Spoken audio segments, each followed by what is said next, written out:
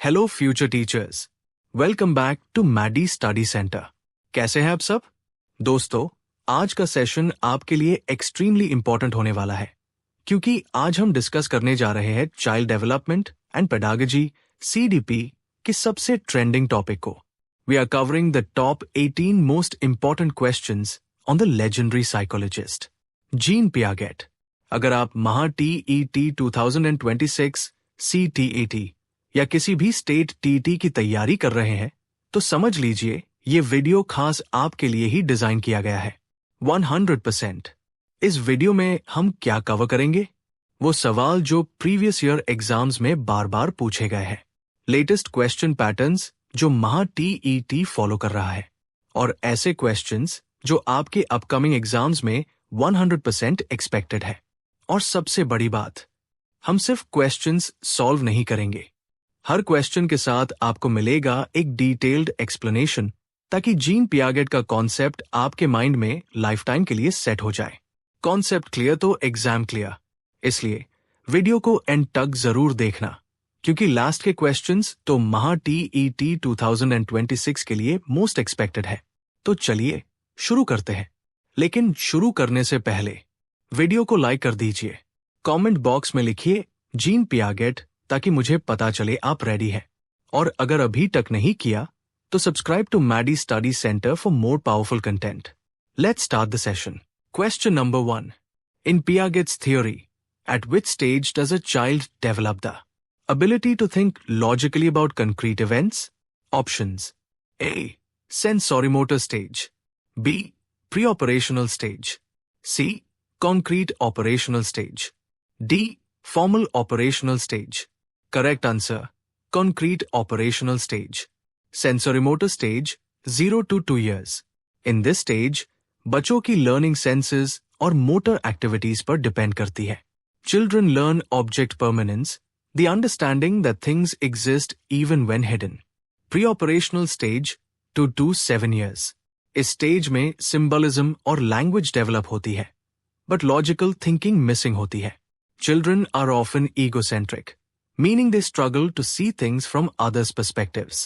Concrete operational stage 7 to 11 years. यहाँ से logical thinking about concrete, physical events start होती है. बच्चे conservation, classification और reversal का concept समझने लगते हैं. Formal operational stage 12 plus years. This is the final stage where abstract thinking और hypothetical reasoning develop होती है.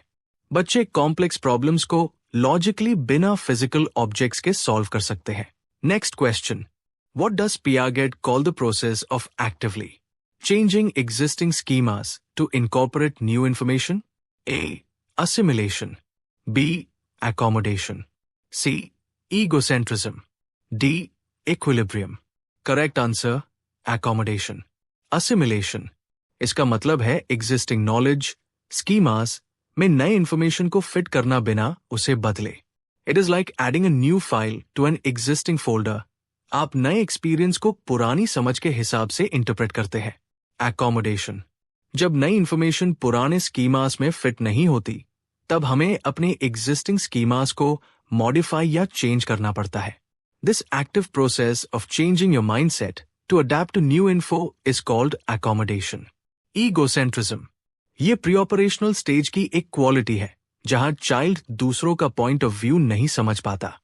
बच्चे को लगता है कि जैसा वो देख रहा है पूरी दुनिया वैसे ही देख रही है. Equilibrium, ये वो state है जहां बच्चा assimilation और accommodation के बीच एक बैलेंस बनाता है. जैब मेंटल स्कीमास और बाहर की दुनिया मैच करती है, उसे इक्विलिब्रेशन कहते हैं. Next question. At which stage does a child typically believe that all objects, even those that aren't alive, have thoughts and feelings? Options: A. Pre operational stage, B. Concrete operational stage, C. Sensorimotor stage, D. Formal operational stage. Correct answer: pre-operational stage. In this stage, children exhibit animism. ये वो सोच है जहां बच्चों को लगता है कि non-living things जैसे toys, clouds या stones के पास भी feelings और intentions है. अगर बच्चा गिर जाए तो वो रास्ता गंदा है बोलकर जमीन को मार सकता है, क्योंकि उसे लगता है जमीन ने उसे चोट पहुंचाई। Pre operational stage 2 to 7 years। इस स्टेज में एनिमिज्म के साथ साथ ईगोसेंट्रिज्म भी होता है। बच्चे सोचते हैं कि इनएनिमेट ऑब्जेक्ट्स, बेजान चीजें, जिंदा है। फॉर एग्जाम्पल, मून उनका पीछा कर रहा है या टेडी बियर को भूख लगी है। Concrete operational stage 7 to 11 years। यहां बच्चा लॉजिकल होने लगता है। वो समझ जाता है कि टॉय के पास फीलिंग्स नहीं होती। उनकी थिंकिंग फिजिकल ऑब्जेक्ट्स तक लिमिटेड होती है, पर वो एनिमिज्म वाली गलती नहीं करते। सेंसोरीमोटर स्टेज 0 to 2 years। इस स्टेज में बच्चा सिर्फ अपने सेंसेस, देखना, छूना से सीखता है। उनका मेन फोकस ऑब्जेक्ट परमानेंस पार होता है, ना कि ऑब्जेक्ट्स की फीलिंग्स पार। Formal operational stage 12+ years। ये एडवांस्ड स्टेज है जहां बच्चा एब्स्ट्रैक्ट कॉन्सेप्ट्स और लॉजिक को पूरी तरह समझता है। यहां एनिमिज्म का सवाल ही पैदा नहीं होता, क्योंकि बच्चा साइंटिफिक रीजनिंग यूज करने लगता है। Next question. Object permanence is a major developmental milestone of which stage of cognitive development according to Piaget? Options: A sensory motor stage, B pre operational stage, C concrete operational stage, D formal operational stage। Correct answer: sensory motor stage। Sensory motor stage 0 to 2 years। ये Piaget की पहली stage है। Object permanence का मतलब है ये समझना कि अगर कोई चीज नजर नहीं आ रही तो भी वो एग्जिस्ट करती है। अर्ली मंथ्स में अगर आप बच्चे से खिलौना छुपा दो तो वो उसे भूल जाता है। Out of sight, out of mind. पार इस स्टेज के एंड तक बच्चा उसे ढूंढने लगता है, क्योंकि उसे पता चल जाता है कि ऑब्जेक्ट वही कहीं है। Pre operational stage 2 to 7 years। इस स्टेज तक ऑब्जेक्ट परमानेंस फुली डेवलप हो चुकी होती है। यहां बच्चा लैंग्वेज और मेंटल इमेजरी का उसे करता है। वो प्रेटेंड प्ले, नाटक करना शुरू कर देता है, जैसे एक लकड़ी को तलवार समझना, लेकिन लॉजिकल रीजनिंग अभी भी वीक होती है। Concrete operational stage 7 to 11 years। यहां बच्चा कॉन्क्रीट यानी रियल चीजों पर लॉजिक लगाना शुरू करता है। उनका फोकस कॉन्जर्वेशन पार होता है, जैसे ये समझना कि ग्लास का शेप बदलने से पानी की क्वांटिटी नहीं बदलती। ऑब्जेक्ट परमानेंस यहां पुरानी बात हो चुकी होती है। Formal operational stage 12+ years। ये हाईएस्ट लेवल है जहां एब्स्ट्रैक्ट थिंकिंग आती है। बच्चे व्हाट इफ वाले सवाल सॉल्व करते हैं और हाइपोथेटिकल सिचुएशंस के बारे में सोच सकते हैं। उनका दिमाग अब सिर्फ फिजिकल ऑब्जेक्ट्स तक लिमिटेड नहीं रहता। Next question. According to Piaget, conservation refers to the understanding that certain properties of objects, like their amount or volume, remain the same even when their appearance changes. At which stage does a child typically master this? Options: A. Pre-operational stage, B. Concrete operational stage, C. Final operational stage, D. Sensorimotor stage. Correct answer: concrete operational stage. Understanding conservation across Piaget's stages. Concrete operational stage 7 to 11 years इस stage पर बच्चा conservation master कर लेता है। इसका मतलब है कि अगर आप एक चौड़े ग्लास का पानी एक लंबे पतले ग्लास में डाल दे तो बच्चा समझ जाएगा कि पानी की क्वांटिटी, अमाउंट सेम है। वो अपीयरेंस के धोखे में नहीं आता, क्योंकि उसकी थिंकिंग लॉजिकल हो जाती है। Pre operational stage 2 to 7 years यहां बच्चों में लैक ऑफ कंजर्वेशन होती है। वो सिर्फ एक ही एस्पेक्ट पर फोकस करते हैं, सेंट्रेशन। अगर बच्चे को दिखेगा कि पानी का लेवल लंबे ग्लास में ऊपर है तो वो कहेगा कि लंबे ग्लास में ज्यादा पानी है। वो रिवर्सिबिलिटी, दिमाग में प्रोसेस को उल्टा करना नहीं कर पाते। सेंसोरीमोटर स्टेज 0 to 2 years इस स्टेज में तो बच्चा अभी दुनिया को एक्सप्लोर करना शुरू ही करता है। उनका सारा फोकस ऑब्जेक्ट परमानेंस और सेंसरी कोऑर्डिनेशन पार होता है। उन्हें वॉल्यूम या मास जैसे कॉम्प्लेक्स प्रॉपर्टीज की कोई समझ नहीं होती। Formal operational stage 12+ years। Note: option C mentions final, which is formal. यहां बच्चा सिर्फ फिजिकल ऑब्जेक्ट्स की कंजर्वेशन ही नहीं, बल्कि कॉम्प्लेक्स कॉन्सेप्ट्स और एब्स्ट्रैक्ट लॉजिक को भी समझ लेता है। कॉन्जर्वेशन की मास्टरी तो पिछली स्टेज में ही हो चुकी होती है, यहां उसका एप्लीकेशन और एडवांस्ड हो जाता है। Next question.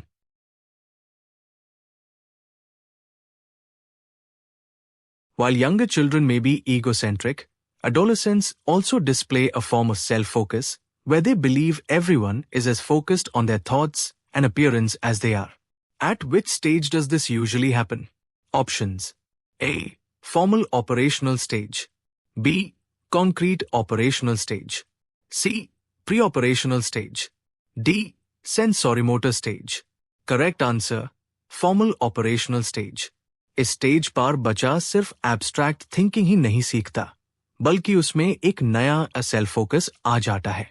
पियागेट के मुताबिक आईसी एडोलेसेंट ईगोसेंट्रिज्म कहते हैं, जिसमें दो मेन कॉन्सेप्ट होते हैं: इमेजिनरी ऑडियंस, लगता है सब मुझे ही देख रहे हैं, और पर्सनल फेबल, लगता है मैं सबसे अलग हूं और मुझे कुछ नहीं हो सकता। Formal operational stage 12+ years adolescents के पास एडवांस्ड रीजनिंग पावर होती है, पर वो उसे खुद पर ज्यादा अप्लाई करते हैं। अगर उनके फेस पर एक छोटा सा पिंपल भी आ जाए तो उन्हें लगता है पूरी स्कूल उन्हें हाई नोटिस कर रही है। ये सेल्फ कॉन्शियसनेस इसी स्टेज की पहचान है।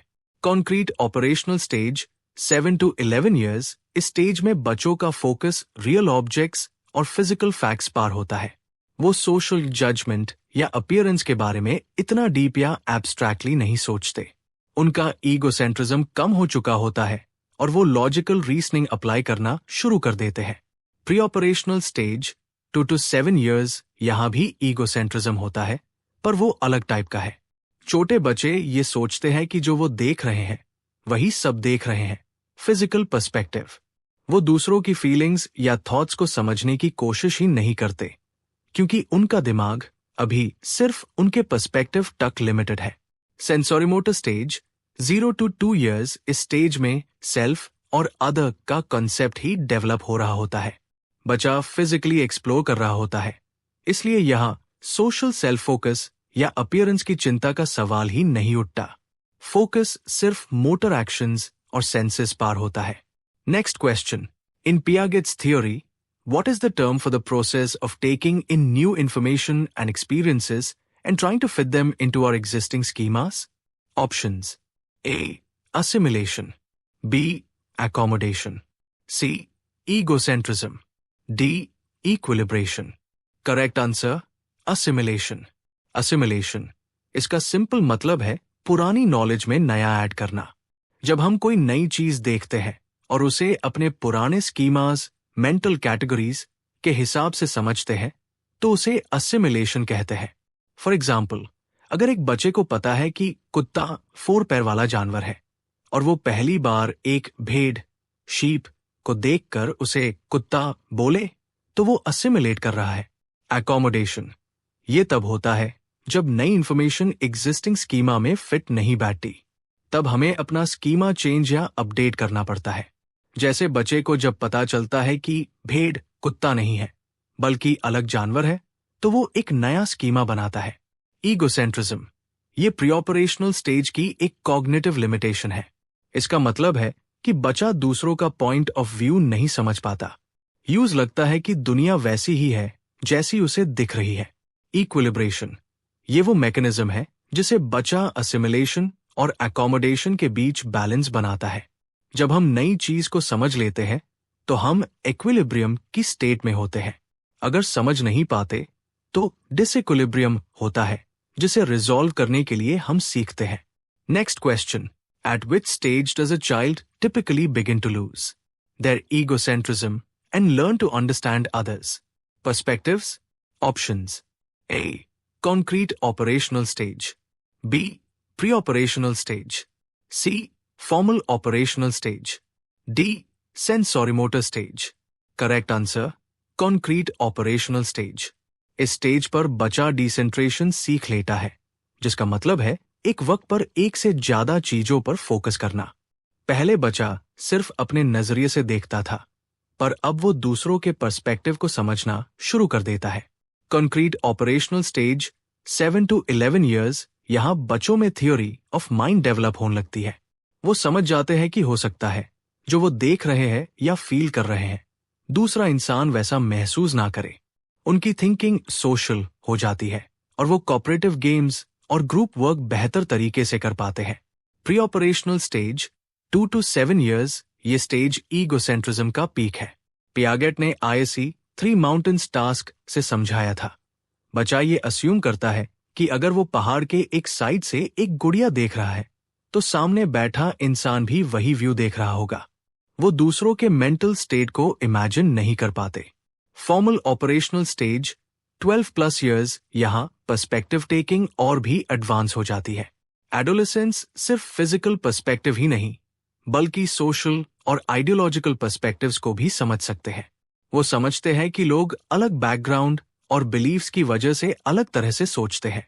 सेंसोरीमोटर स्टेज 0 to 2 years, इस स्टेज में तो बच्चा खुद को दुनिया से अलग सेल्फ अवेयरनेस करना ही सीख रहा होता है। ईगोसेंट्रिज्म यहाँ इतना बेसिक होता है कि बच्चा ये भी नहीं समझता कि उसका हाथ उसके बॉडी का हिस्सा है या कोई बाहर का ऑब्जेक्ट। पर्सपेक्टिव समझना तो बहुत दूर की बात है। Next question, according to Piaget, what is the term for when a child develops the ability to perform mental operations but only with concrete objects? Options: A. Formal operational stage. B. Concrete operational stage. C. Pre-operational stage. D. Sensorimotor stage. Correct answer: Concrete operational stage. Mental operations का मतलब है दिमाग में logically किसी problem को solve करना। इस stage पर बच्चा कैलकुलेशंस और रीजनिंग तो कर लेता है, लेकिन उसके लिए उसे रियल फिजिकल कॉन्क्रीट ऑब्जेक्ट्स की जरूरत होती है। Concrete operational stage 7 to 11 years, इस स्टेज में बच्चा हैंड्स ऑन लॉजिक यूज करता है। अगर आप उसे बोलोगे कि A is taller than B and B is taller than C, तो शायद वो कंफ्यूज हो जाए, लेकिन अगर आप उसके सामने 3 स्टिक्स रख दोज तो वो तुरंत समझ जाएगा। वो दिमाग में चीजों को रिवर्स कर सकता है, रिवर्सिबिलिटी और क्लासिफिकेशन सीख जाता है, पर सब कुछ फिजिकल ऑब्जेक्ट्स पर डिपेंड करता है। फॉर्मल ऑपरेशनल स्टेज 12+ years, यहाँ फिजिकल ऑब्जेक्ट्स की क्रचेस सहारा खत्म हो जाती है। बच्चा एब्स्ट्रैक्ट कॉन्सेप्ट्स और अलजेब्रा जैसे सवाल बिना किसी चीज को छुए सॉल्व कर सकता है। वो सपोज या इमेजिन करके हाइपोथेटिकल सिचुएशंस पर लॉजिक लगा सकता है। Pre operational stage 2 to 7 years, इस स्टेज में बच्चा मेंटल ऑपरेशंस परफॉर्म नहीं कर सकता। वो लॉजिक के बजाय इंट्यूशन और अपीयरेंस पर भरोसा करता है। अगर एक बिस्किट के 2 टुकड़े कर दो तो उसे लगेगा कि अब उसके पास ज्यादा बिस्किट है, क्योंकि वो दिमाग में उन टुकड़ों को वापस जोड़कर लॉजिक नहीं लगा पाता। सेंसोरीमोटर स्टेज 0 to 2 years, यहाँ कोई मेंटल ऑपरेशन नहीं होता। बच्चों का सारा दिमाग उनके सेंसेस, देखना, सुनना और मोटर एक्शंस, पकड़ना, हिलना तक लिमिटेड होता है। वो सिर्फ वही समझते हैं जो वो फिजिकली एक्सपीरियंस कर रहे होते हैं। Next question, according to Piaget, what is the term for the balance between applying existing knowledge and changing your understanding to fit new experiences? Options: A. Egocentrism. B. Equilibration. C. Assimilation. D. Accommodation. Correct answer: Equilibration. Understanding the balance. Piaget के मुताबिक जब हम नया experience देखते हैं तो हमारा दिमाग एक बैलेंस ढूंढने की कोशिश करता है। अगर हम नए एक्सपीरियंस को समझ पाते हैं तो हम इक्विलिब्रियम में होते हैं। अगर कंफ्यूजन हो, नया एक्सपीरियंस पुरानी समझ से मैच ना करे तो उसे डिसइक्विलिब्रियम कहते हैं, और वापस बैलेंस बनाने के प्रोसेस को इक्विलिब्रेशन कहा जाता है। इक्विलिब्रेशन ये वो ड्राइविंग फोर्स है जो बच्चे को आगे बढ़ने के लिए मोटिवेट करती है।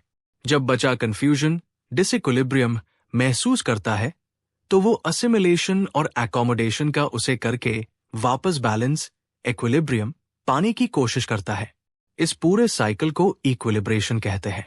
असिमिलेशन, इसका मतलब है नई इंफॉर्मेशन को पुराने स्कीमास में फिट करना। आप अपने एग्जिस्टिंग नॉलेज को चेंज नहीं करते, बस नया डेटा उसमें ऐड कर देते हैं।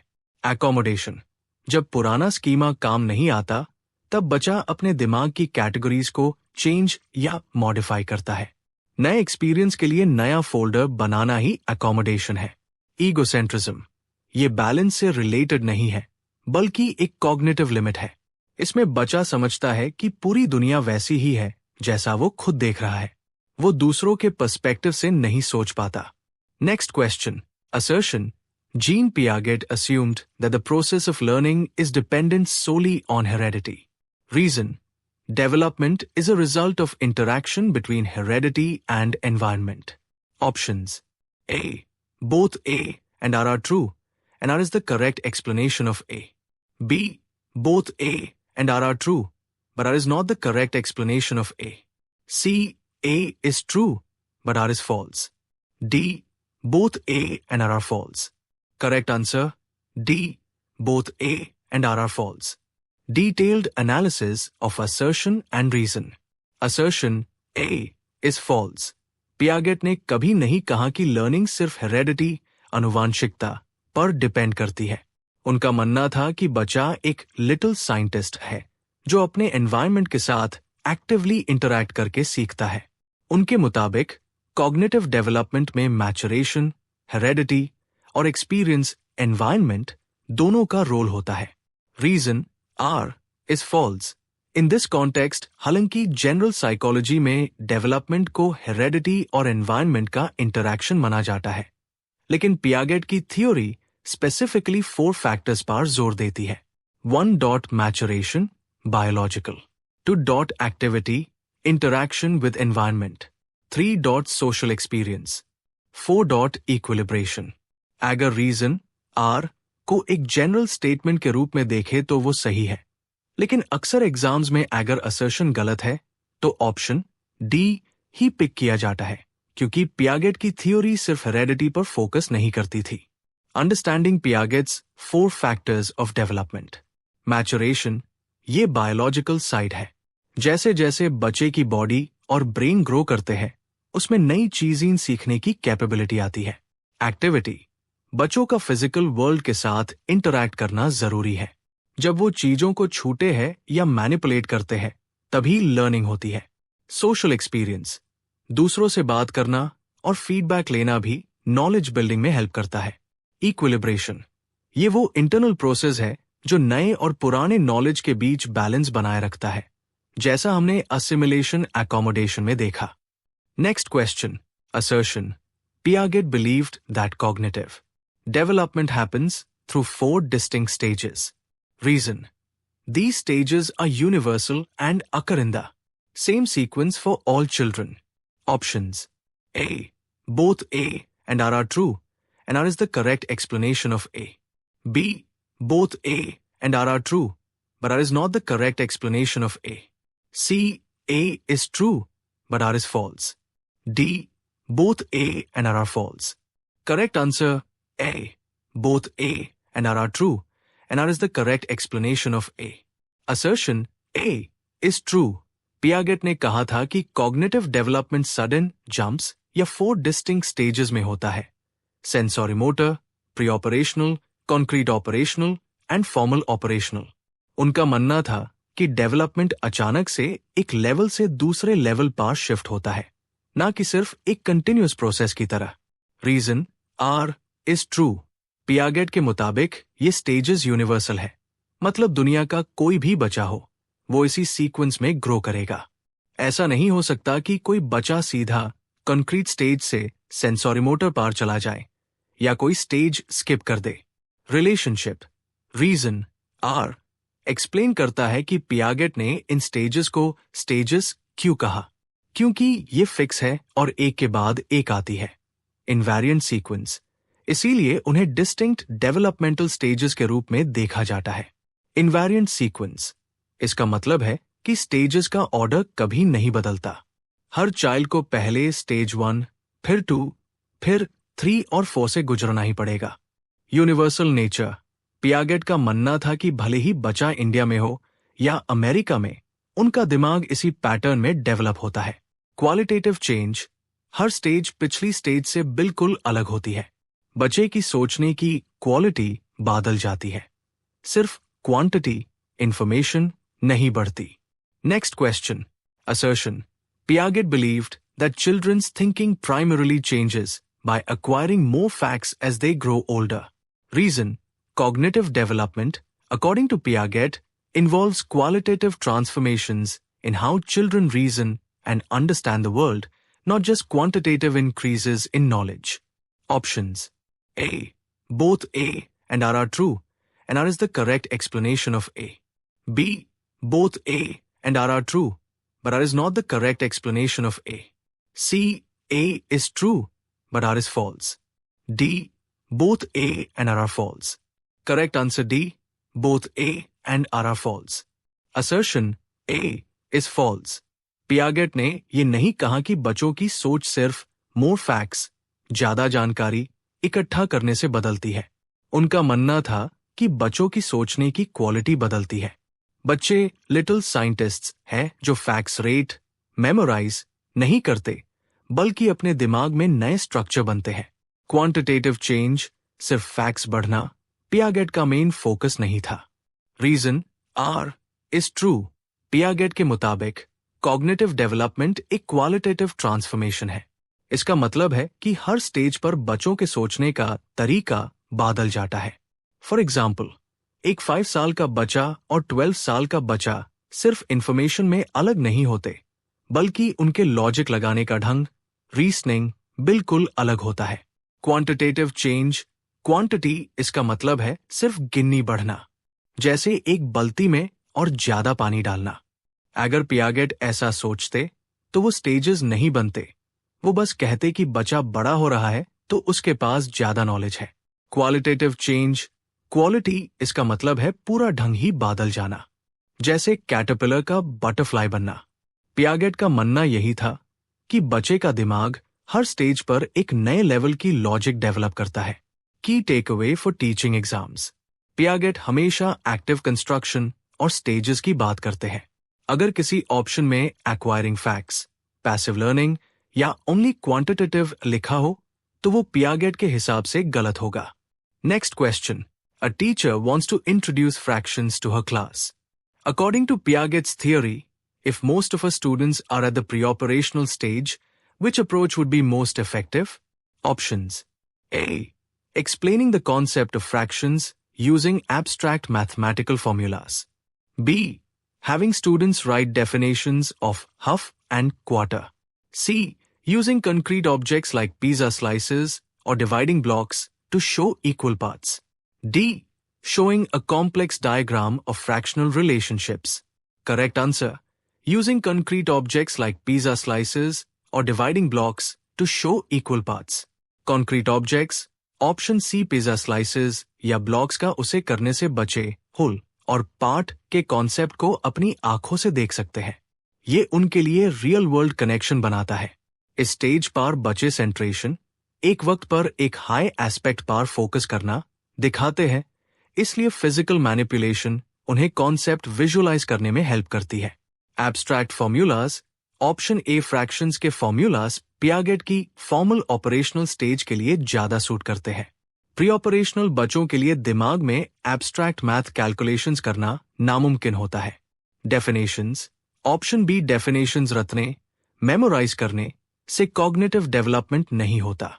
पियागेट का मानना था कि बच्चा एक एक्टिव लर्नर है, सिर्फ लिखने से उनका स्कीमा बिल्ड नहीं होगा जब तक वो उसे एक्सपीरियंस ना करें।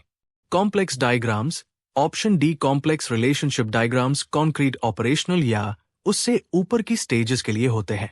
प्री ऑपरेशनल स्टेज के बच्चे सिंबल्स और कॉम्प्लेक्स रिलेशंस में कंफ्यूज हो जाते हैं क्योंकि उनकी लॉजिक अभी डेवलप हो रही होती है। Next question, a child hears that if they hit a glass with a hammer, the glass will break. Later, they are told that if they hit a glass with a feather, the glass will break. When asked what will happen with the feather, the child says the glass will break. Which type of reasoning is this adolescent displaying? Options. A. Transductive reasoning. B.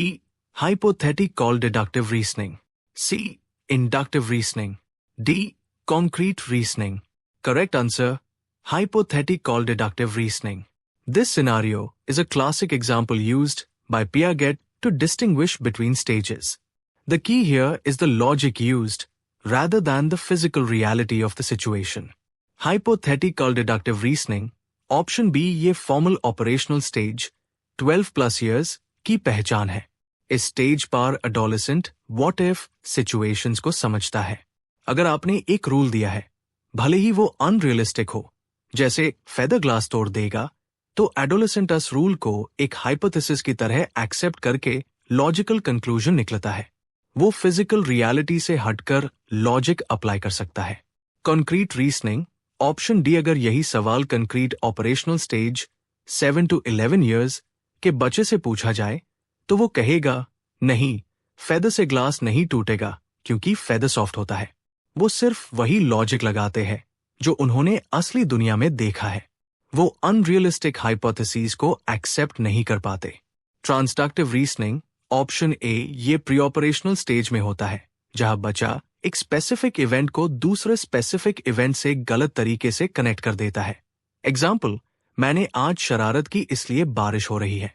इसका इस logic puzzle से कोई direct link नहीं है। Inductive reasoning, option C, इसका मतलब है specific observation से एक जनरल रूल बनाना। यहां बच्चा उल्टा कर रहा है। वो एक दिए गए general rule about the feather को स्पेसिफिक सिचुएशन पर अप्लाई कर रहा है, जो कि डिडक्टिव नेचर का है। Next question, a young child insists that that teddy bear is sad because it was left alone. According to Piaget, this tendency to attribute lifelike qualities to inanimate objects is called what? Options: A. Conservation, B. Object permanence, C. Animism, D. Disequilibrium. Correct answer: animism. Animism is a characteristic of the preoperational stage 2 to 7 years. बच्चों को लगता है कि बेजान चीजें, non living objects जैसे toys, पठार या बादल बिल्कुल उनकी तरह अलाइव है और उनमें फीलिंग्स, थॉट्स और इंटेंशंस होते हैं। एनिमिज्म, ये वो सोच है जहां बच्चा टेडी बियर को इंसान की तरह समझता है। अगर टेडी बियर गिर जाए तो बच्चा उसे सॉरी बोल सकता है या उसे चोट लगने पर रोने लग सकता है। उनके लिए ऑब्जेक्ट्स की अपनी एक दुनिया और फीलिंग्स होती है। कॉन्जर्वेशन, ये समझना कि क्वांटिटी चेंज नहीं होती भले हाई शेप बादल जाए, इसका फीलिंग्स से कोई लेना देना नहीं है। ये कॉन्क्रीट ऑपरेशनल स्टेज में डेवलप होता है। ऑब्जेक्ट परमानेंस, इसका मतलब है ये जना कि अगर कोई चीज नजर नहीं आ रही, जैसे चादर के नीचे छुपा खिलौना, तो भी वो एग्जिस्ट करती है। ये सेंसोरीमोटर स्टेज का माइलस्टोन है। डिसइक्विलिब्रियम, जब बच्चा नई इंफॉर्मेशन को पुरानी समझ से रिलेट नहीं कर पाता और कंफ्यूज हो जाता है, तो वो डिसइक्विलिब्रियम की स्टेट में होता है। ये एक मेंटल स्टेट है, कोई स्पेसिफिक बिहेवियर नहीं। Next question, according to Piaget, at which stage do adolescents develop the ability to think about hypothetical situations and form hypothesis? Options: A. Concrete operational stage, B. Formal operational stage, C. Pre operational stage, D. Sensorimotor stage. Correct answer: formal operational stage. Piaget की theory की ये सबसे advance stage है, 12 years and above. इस level पर बच्चा concrete यानी real object से आगे निकलकर एब्स्ट्रैक्ट कॉन्सेप्ट्स और इमेजिनरी सिनारियोज के बारे में सोचने लगता है। हाइपोथेटिकल थिंकिंग इस स्टेज में एडोलेसेंट्स व्हाट इफ वाले सवाल सॉल्व कर सकते हैं। अगर उन्हें कोई ऐसी सिचुएशन दी जाए जो असली दुनिया में पॉसिबल नहीं है, तब भी वो उसके लॉजिक को समझकर रिजल्ट निकल सकते हैं। साइंटिफिक रीजनिंग, बच्चे अब एक प्रॉब्लम को सॉल्व करने के लिए सिस्टमैटिक तरीके से हाइपोथेसिस, पॉसिबल सॉल्यूशंस बनते हैं और उन्हें एक एक करके टेस्ट करते हैं। आईसी हाइपोथेटिको डिडक्टिव रीजनिंग कहा जाता है। एब्स्ट्रैक्ट लॉजिक, यहाँ फिजिकल ऑब्जेक्ट्स की जरूरत खत्म हो जाती है। कॉन्सेप्ट्स जैसे जस्टिस, फ्रीडम या अलजेब्रा के वेरिएबल्स एक्स एंड वाई बच्चे आसानी से दिमाग में मैनिपुलेट कर सकते हैं। Why other options are incorrect. Concrete operational stage 7 to 11 years, यहां बच्चा लॉजिक तो उसे करता है पर सिर्फ कॉन्क्रीट रियल चीजों पर। वो हाइपोथेटिकल या एब्स्ट्रैक्ट प्रॉब्लम्स में अक्सर कंफ्यूज हो जाता है क्योंकि उसे दिमाग में इमेजिन करने के लिए फिजिकल ऑब्जेक्ट्स चाहिए होते हैं। Pre operational stage 2 to 7 years, इस स्टेज में लॉजिक मिसिंग होता है। बच्चा इंट्यूशन और अपीयरेंस पार चलता है, इसलिए हाइपोथेसिस बनाना उनके लिए बहुत मुश्किल होता है। सेंसोरीमोटर स्टेज 0 to 2 years, यहां बच्चा सिर्फ अपने सेंसेस और फिजिकल मूवमेंट से सीखता है। कॉम्प्लेक्स थिंकिंग या हाइपोथेटिकल रीजनिंग का सवाल ही नहीं उठता। Next question. A child sees a ball of clay flattened into a pancake and says there's now less clay because it's thinner. According to Piaget, this shows they haven't mastered which concept? Options: A. Object permanence. B. Accommodation. C. Conservation. D. Egocentrism. Correct answer: conservation. Object permanence. Object permanence का मतलब होता है कि object exist करता है even if it cannot be seen. ये concept सेंसोरीमोटर stage से related है। इस क्वेश्चन में क्ले विजिबल है, so this option is incorrect. Accommodation. Accommodation means child अपने एग्जिस्टिंग स्कीमा को न्यू इन्फॉर्मेशन के अकॉर्डिंग चेंज करता है। यहाँ चाइल्ड स्कीमा चेंज नहीं कर रहा, बल्कि क्वांटिटी को इनकरेक्टली जज कर रहा है। So this is not the best answer. Conservation. Conservation का मतलब है understanding that quantity remains same even if shape changes. यहाँ चाइल्ड सोच रहा है कि क्ले फ्लैटर और थिनर हो गई है, इसलिए क्वांटिटी कम हो गई। एक्चुअली क्ले की अमाउंट सेम है, only shape changed. Piaget के according, failure to understand this is called lack of conservation. This is common in the pre-operational stage. Egocentrism. Egocentrism means child दूसरे पर्सन का perspective समझ नहीं पता। Example: child thinks everyone sees the world exactly like them. ये question quantity and shape change से related है, not perspective taking. So teachers, ये थे हमारे top 18 most important questions on Jean Piaget. I hope अब कॉग्निटिव डेवलपमेंट का कोई भी क्वेश्चन आपको कंफ्यूज नहीं करेगा। क्विक रिविजन टिप: अगर किसी क्वेश्चन में डाउट रह गया हो तो वीडियो को पीछे जाकर फिर से देखिए और अपने नोट्स जरूर बनाइए, क्योंकि लिखी हुई चीजें हम जल्दी नहीं भूलते। अगर आपको इस क्लास की पीडीएफ चाहिए तो हमारे Telegram channel Maddy study centre को ज्वाइन कर लीजिए। प्रैक्टिस। नेक्स्ट वीडियो आप किस टॉपिक पर चाहते हैं? वाइगत्स्की, कोलबर्ग या ब्लूम्स टैक्सोनॉमी? मुझे कमेंट करके जरूर बताना। दोस्तों, महा टीईटी 2026 की जर्नी थोड़ी लंबी है, पर याद रखना, स्मार्ट प्रिपरेशन ही आपको सक्सेस दिलाएगी। हम साथ मिलकर इस एग्जाम को क्रैक करेंगे। अगर आज का सेशन हेल्पफुल लगा हो तो इस वीडियो को अपने दोस्तों और टीचिंग ग्रुप्स में जरूर शेयर करें। Keep learning, keep teaching, and I will see you in the next class. Thank you so much for watching. जय हिंद।